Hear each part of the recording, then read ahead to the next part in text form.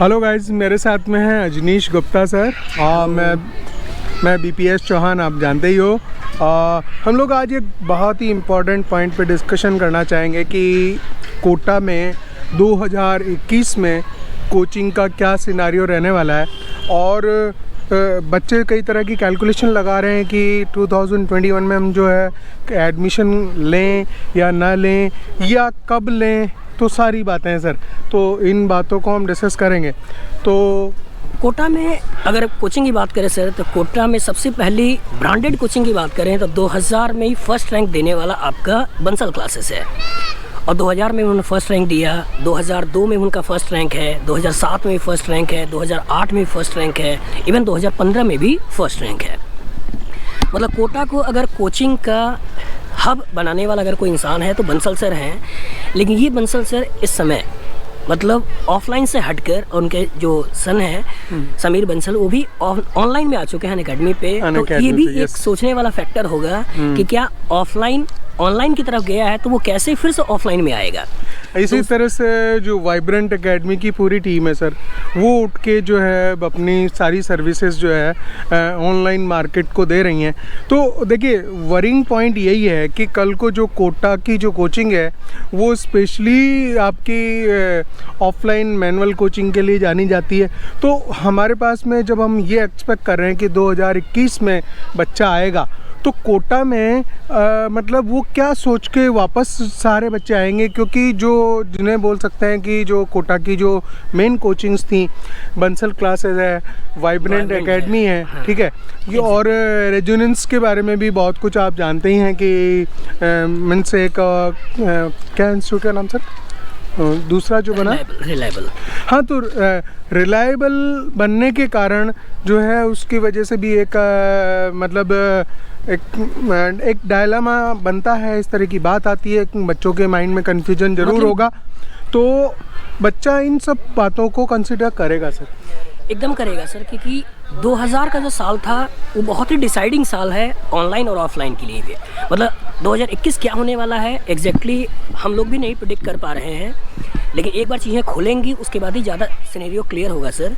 लेकिन अगर मैं आपसे बोलूँ तो बंसल जो कि ऑफलाइन का जाइंट था वो इस समय ऑनलाइन पे आ चुके हैं। वाइब्रेंट जो उनसे टूटकर बने, उन्होंने भी बहुत अच्छा नाम कमाया, पैसा कमाया, इज्जत कमाई, वो इस समय ऑनलाइन में आ चुके हैं। इवन अगर देखा जाए तो रेजोनेंस के पहले जो केमिस्ट्री के एचओडी थे, ठीक है, वो इस समय वाईजूस में जाके उन्होंने अपने सर्विसेज देने चालू कर दिए हैं, ठीक है। तो बहुत सारे टीचर्स के पॉइंट ऑफ व्यू देखा जाए तो टीचर्स क्योंकि कहीं ना कहीं सर्विस दे रहे होते हैं, तो बहुत सारे लोगों को अगर अपनी जॉब की सिक्योरिटी का पॉइंट ऑफ व्यू दूसरी जगह जाकर सर्विसेज दे रहे हैं, क्योंकि उनको अपना जीवन यापन करना है, परिवार को पालना है। तो चूँकि जॉब ही कर रहे थे तो चाहे ऑनलाइन में करें चाहे ऑफलाइन में करें, वो कोई फ़र्क नहीं पड़ता उनके पॉइंट ऑफ व्यू। लेकिन सर देखिए, अभी ये एक पॉइंट है, हम बात कर रहे हैं उसके लिए एक बच्चा जो कि कोटा में वापस आके एडमिशन लेना चाहता है 2021 में, तो उसके लिए जो कोरोना है वो भी एक मेन फैक्टर बनता है। अभी जनवरी से ही यहाँ जो है क्लासेस, जनवरी से लेके अगले जून तक तो कई तरह के क्लासेस जो हैं वो सब डिफरेंट कोचिंग इंस्टीट्यूट्स अपने लॉन्च करेंगे। लेकिन कोरोना फैक्टर एक है, सेकंड फैक्टर उन कोचिंग का है, इम्पॉर्टेंट कोचिंग्स जो कि ऑनलाइन में शिफ्ट हो गई हैं। तो बच्चे को ये सोचना पड़ेगा कि जब वाइब्रेंट एकेडमी जैसा, बंसल क्लासेस जैसी कोचिंग इंस्टीट्यूट्स अगर ऑनलाइन में जा चुके, तो अब हम कोटा में क्यों जाएंगे। तो क्या आपका क्या मानना है कि ये वाला पॉइंट हर बच्चे के माइंड में आएगा, नहीं आएगा? एकदम आएगा सर, क्योंकि कुछ लोगों ने दूसरे के अंडर जाके काम करना चालू कर दिया। इवन जो नहीं गए, जैसे रेजोनेंस हो गए या एलन हो गए, उन्होंने अपना खुद का ही ऑनलाइन सेटअप तैयार कर दिया है और ऑनलाइन चीज़ों को थ्रू पढ़ा रहे हैं। तो कायदे से अगर देखा जाए बच्चे के पॉइंट ऑफ व्यू एक बड़ा सुकून दिखता है कि चलो ठीक है कि ऑनलाइन में चीज़ें मिल रही हैं हमको, तो घर पे बैठे ही पढ़ लें। लेकिन जो मैंने फील किया सर, पढ़ाई कंफर्ट जोन में नहीं होती है।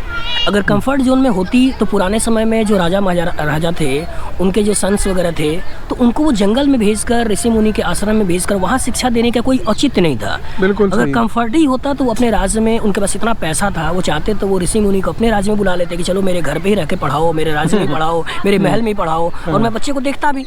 लेकिन अगर उतने बड़े बड़े लोग, ठीक है, राजा लोग कायदे से देखा जाए तो जंगल में जाकर लकड़ी काट कर और कैसे चीज़ों को मैनेज करना होता है वो सीख रहे हैं, तो इनडायरेक्टली मैंने जो फील किया है वो एजुकेशन कंफर्ट जोन से जब बच्चा बाहर निकलता है तब रियल समझ में आता है। और ऑनलाइन आपको बहुत ज़्यादा कंफर्ट देता है। If there is no pain, there is no gain। एकदम सही बात है सर कि अगर आप गेन करना चाहते हैं, रियल में रिजल्ट चाहते हैं, रियल में आउटपुट चाहते हैं, रियल में अपना नाम बनाना चाहते हैं, तो आपको पिसना पड़ेगा। और जब पिसेंगे घिसेंगे तभी आपका रियल में नाम बनेगा। अब देखिए सर का ये कहना है, सर का खुद का चैनल है अजनीश गुप्ता।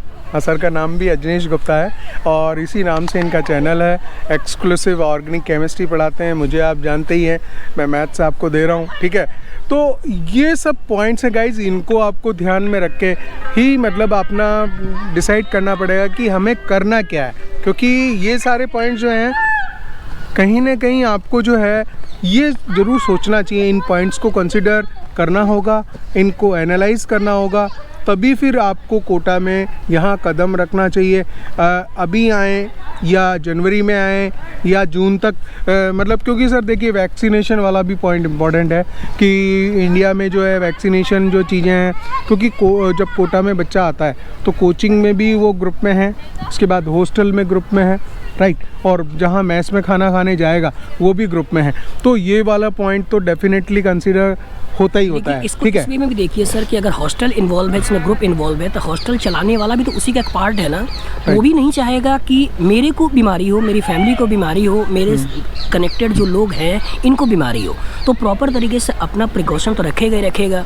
कोचिंग को भी मालूम है कि अगर एक बच्चा बीमार हो गया तो मेरी पूरी कोचिंग हो सकती है बैठ जाए, इसलिए वो भी प्रॉपर तरीके से अपने प्रिकॉशन बरतेगा कि जिससे कि बच्चे को किसी तरह की कोई दिक्कतें ना आए। इवन जिस हॉस्टल में रह रहा है, जिस मेस में खा रहा है, जिस इंस्टीट्यूट में पढ़ रहा है, हर इंसान की रिस्पॉन्सिबिलिटी होगी कि वो बच्चा सफ़र ना करे, क्योंकि इनडायरेक्टली बच्चा सफ़र करेगा तो उससे कनेक्टेड बहुत सारे लोग सफ़र करेंगे। तो इसलिए मेरा जो मानना है इतने दिनों में वो ये था कि कोटा का हर इंसान चाहता है कि कोटा कोचिंग ऑफलाइन आए और उसमें हर तरह का जो सहूलियत मिल सकती है बच्चों के पॉइंट ऑफ व्यू, वो हर लोग देने के लिए तैयार भी हैं। तो देखिए सर जो बात बता रहे हैं वो डेफिनेटली वो ये वाला जो पॉइंट है इसको आप सोच सकते हैं कि कोटा में इतनी फैसिलिटी है, दे सकते हैं, यहाँ सिस्टम ऐसा वेल प्रिपेयर्ड है कि वो हम लोग कोरोना से उस वे में हम फाइट कर सकते हैं, ठीक है। लेकिन जो एक दूसरे जो पॉइंट्स हैं कि आपके पेरेंट्स आपको यहाँ भेजने के लिए तैयार होंगे, क्योंकि एक साल जो है इकोनॉमिकली कई सारे ऐसे बच्चे हैं जिनके जो बिज़नेस, जिनके पेरेंट्स बिज़नेस में से जुड़े हुए थे या जिनको थोड़ा फाइनेंशियल प्रॉब्लम है, तो वो पॉइंट आपको डेफिनेटली कंसीडर करना पड़ेगा गाइस। और एक जो हमारा डिस्कशन में जो मेन पॉइंट रहा है ऑफलाइन और ऑनलाइन कोचिंग, जो कि कई सारे इंस्टीट्यूट्स ऑफलाइन से ऑनलाइन में शिफ्ट हो गए, अब क्या वापस वो ऑनलाइन से ऑफलाइन में शिफ्ट होंगे, ये क्वेश्चन हम आपके सामने आपके छोड़ते हैं।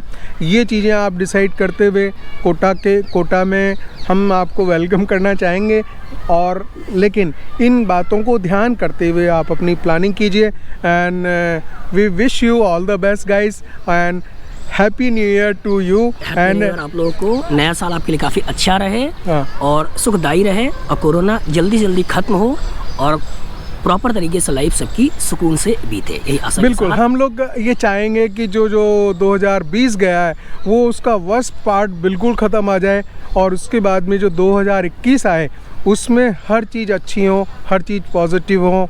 और ये इस तरह की बातें, ये एनालिसिस हमने एक जो छोटा सा डिस्कशन किया है, ये खाली आपके लिए कहीं ना कहीं थॉट प्रोसेस जनरेट करे। एक चीज़ आपने देखा होगा सर, हिंदू में जो एक नंबर होता है बड़ा शुभ भी माना जाता है। जैसे कि शादी ब्याह में किसी को न्योता देना होता है, हम 11 रुपये देते हैं, 21 रुपये देते हैं, 51 रुपये देते हैं, 101 देते हैं, 1001 देते हैं, 5001 देते हैं। तो जिसके नाम नंबर में एक लास्ट में आ जाता है थोड़ा शुभ भी हो जाता है, शुभ हो जाता है। और लकीली देखा जाए 2021 के लास्ट में भी 1 है, तो ये भी एक्सपेक्ट तो बिल्कुल 2021 हमारे लिए शुभ होगा। बिल्कुल, तो 2020 की बीमारियां हैं, इसको प्रॉपर तरीके से निकलें, थोड़ा पॉजिटिव एनर्जी के साथ हम लोग 2021 को वेलकम करें और 2021 में खुशियों के साथ प्रॉपर तरीके से जूझें और अच्छी तरीके से अपना बेस्ट एफर्ट भी डालें, अपने एम को भी गेन करें और फैमिली को भी अच्छी पोजीशन पर लेके जाएं। Okay guys, all the best. Okay and wish you happy new year. Happy new year.